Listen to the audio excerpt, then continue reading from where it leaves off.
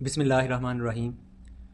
आज हम बात करेंगे कि सबसे बड़ी नेकी क्या है और सबसे बड़ा गुनाह क्या है।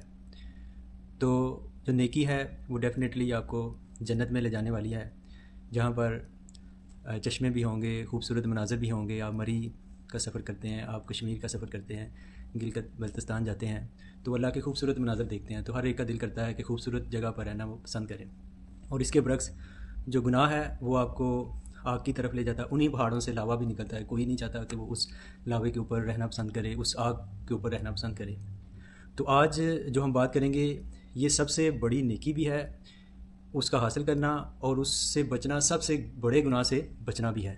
तो वो क्या नेकी है और क्या सबसे बड़ा गुनाह है जिसे तमाम स्कॉलर भी सबसे बड़ा गुनाह समझते हैं। और अल्लाह ताला भी फरमाते हैं कि इन्नल्लाह ला यगफिरु अन युशरका बी व यगफिरु मा दूना ज़ालिका लिमन यशा, कि बेशक अल्लाह ताला हरगिज़ नहीं ये बख्शेगा कि उसके साथ कोई शरीक किया जाए, उसके साथ कोई बराबर किया जाए, और इसके अलावा अल्लाह ताला बख्श देगा जिसके लिए वो चाहेगा। तो अल्लाह ताला सबसे पहले ये समझते हैं कि अल्लाह ताला के साथ कोई शरीक किया जाना वो क्या है। अंडरस्टैंडिंग बड़ी ज़रूरी है और ये इंतहाई सादा है, समझना इंतहाई आसान है। और सिर्फ ये आपके सॉफ्टवेयर की थोड़ी सी अपडेट है या थोड़ी सी मॉडिफिकेशन कह लें, या और इंशाल्लाह ज़्यादातर इस गुनाह से बचने वाले होंगे और इस नेकी को करने वाले होंगे। लेकिन अगर कुछ नहीं भी कर रहे तो उसको चेक करें ज़रूर कि आप एक खालिक एक है जो क्रिएटर है, और पूरी जो दुनिया आप देख रहे हैं, पूरी कायनात, ये क्या है? मखलूक है। साइंस भी ये कहती है कि ये सारी मखलूक है, हमारी अकल भी कहते हैं, हमारे बड़े भी कहते हैं कि इस कायनात के अंदर जो भी चीज़ है वो क्या है? मखलूक है। तो इस कायनात में अब जब हम मज़ाहब की हिस्ट्री देखते हैं तो किसी ने चाँद को पूजा, किसी ने सितारों को, किसी ने सूरज को, किसी ने आग को, किसी ने बुतों को, किसी ने अंबिया अलैहिस्सलाम को खुदा बना लिया, खुदा का बेटा बना लिया ईसाइयों ने। तो इस तरह कुछ अंबिया से ही मांगना शुरू हो गए, किसी ने नेक बंदों औलिया इकराम से मांगना शुरू कर दिया। तो ये क्या किया कि मखलूक को उठाया और खालिक के साथ मिला दिया, कि बिल्कुल बराबर कर दिया कि उनसे मांगा और ये उम्मीद रखी कि खालिक हमें देगा इनके ज़रिए। मक्का के मुशरिकीन से सवाल होता था कि ये जो बुत अपने हाथों से बनाते हो तो ये क्या करते हैं? तो वो कहते थे कि ये इंटरमीडियरी रोल प्ले करते हैं, हमें खालिक से कनेक्ट करते हैं, हम गुनाहगार हैं तो डायरेक्ट नहीं जा सकते।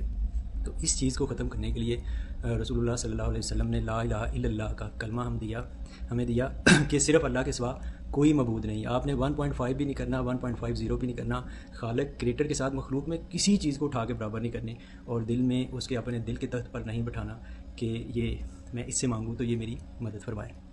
तो इससे क्या होता है कि अल्लाह ताला वो हमें ज़िंदगी देने वाला है, हमें हर चीज़ देने वाला है, तो हम उसमें ही डेफिशिएंसी शो कर देते हैं कि हम इसे मांग रहे हैं अल्लाह ताला से और अल्लाह ताला हमें कुछ अता नहीं फरमा रहे। तो एक हफ़्ता 2 हफ़्ता दुआएं मांगे तो इंसान कुछ जो कमज़ोर ईमान के होते हैं वो थोड़े से डी ट्रैक हो जाते हैं, और कुछ बताने वाले भी ऐसे होते हैं कि वो बात को डाउटफुल करते हैं कि आप इनके थ्रू ऐसे ऐसे पहुँचो खालिक तक ना। तो इस तरह इस चीज़ से हमें शिरक से जो है अल्लाह के साथ किसी को पैरेलल करने से हमने बचना है। तो शिरक किन कामों में करते हैं? शिरक अपने अमल के ज़रिए कि आप इबादत कर रहे हैं तो उसमें किसी को शरीक ठहराया जाए, या आप दुआ मांग रहे हैं तो उसमें किसी से मांग ली जाए और उम्मीद ये रखी जाए कि ये आगे अल्लाह से लेके, तो ये शिरक है। और फिर इसकी एक लाइटर किस्म भी है कि आप नमाज़ पढ़ रहे हैं, ज़कात दे रहे हैं, सदका दे रहे हैं, कोई दीन का काम कर रहे हैं, और आपके जहन में ये हो कि मैं मखलूक की अप्रिसिएशन हासिल करूँ, मखलूक का कोई अपना इकनॉमिक या कोई दूसरा बेनिफिट हासिल कर लूँ इससे। तो जो आपकी गर्ज़ है वो अल्लाह के लिए ना हो बल्कि वो अपने पर्सनल बेनिफिट के लिए हो।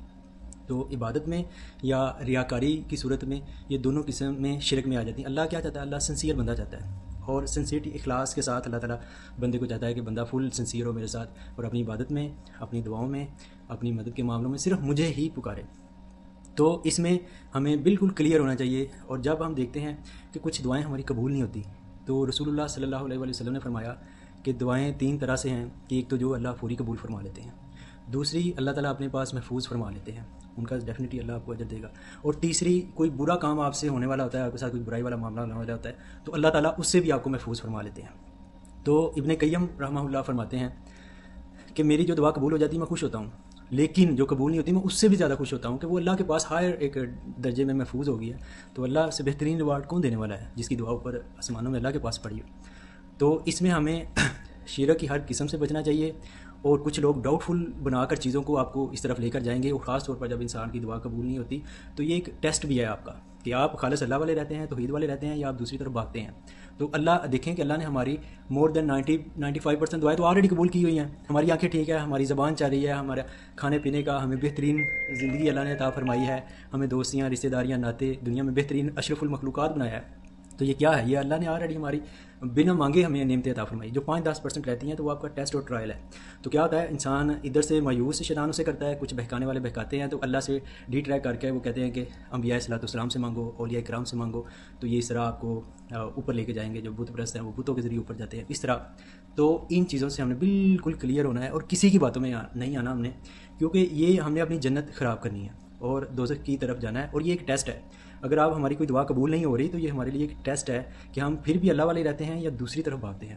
تو میری یہ دعا ہے کہ اللہ تعالیٰ ہم ہر ایک کو جو شرک اکبر ہے اللہ کے ساتھ کسی کو شریک کرنا یا برابر پیرل لے کر آنا اس سے, اور جو شرک خفی ہے کہ اپنی کوئی ریاکاری کی صورت میں کسی کی اور کی رضا حاصل کرنے کے لیے کام کرنا, نماز پڑھنا, نماز کو لمبی کرنا, صدقہ دینا یا کچھ ایسا کام کرنا جس سے لوگوں میں آپ کا پرسنل بینیفٹ حاصل ہو, تو اس سے بھی اللہ تعالیٰ ہمیں محفوظ فرمائے. رسول اللہ صلی اللہ علیہ وسلم کی بڑی خوبصورت دعا ہے, اللہم انی اعوذ بک ان اشرک بک, اللہ میں تیری پناہ مانگتا ہوں کہ میں تیرے ساتھ کسی کو شریک کروں, وانا اعلم, اور میں جانتا ہوں اس بات کو, واستغفرک لما لا اعلم, اور میں بخشش مانگتا ہوں جس کا میں علم نہیں رکھتا. تو اللہ تعالیٰ ہم سب کو شرک سے محفوظ فرمائے اور توحید پر کاربند رہنے والا بنائے, اور دنیا کی سب سے بڑی نیکی کا کرنے والا بنائے, اور دنیا کے سب سے بڑے گناہ سے بچنے والا بنائے. اور یہ سافٹ ویئر میں آپ نے ہلکا سا کرنا ہے. نماز پڑھنے کے لیے آپ کو کوشش کرنی پڑتی ہے, روزہ رکھنے کے لیے اسٹرگل کروانی, لیکن یہ صرف اس میں کوئی کربانی, صرف آپ نے اپنے ذہن کو سمجھانا ہے, اس کی سیٹنگ بہترین کرنی ہے, اور اس طرح یہ جنت, یہ اکیلی بات بھی ہمیں جنت کی طرف لے کے جا سکتی ہے.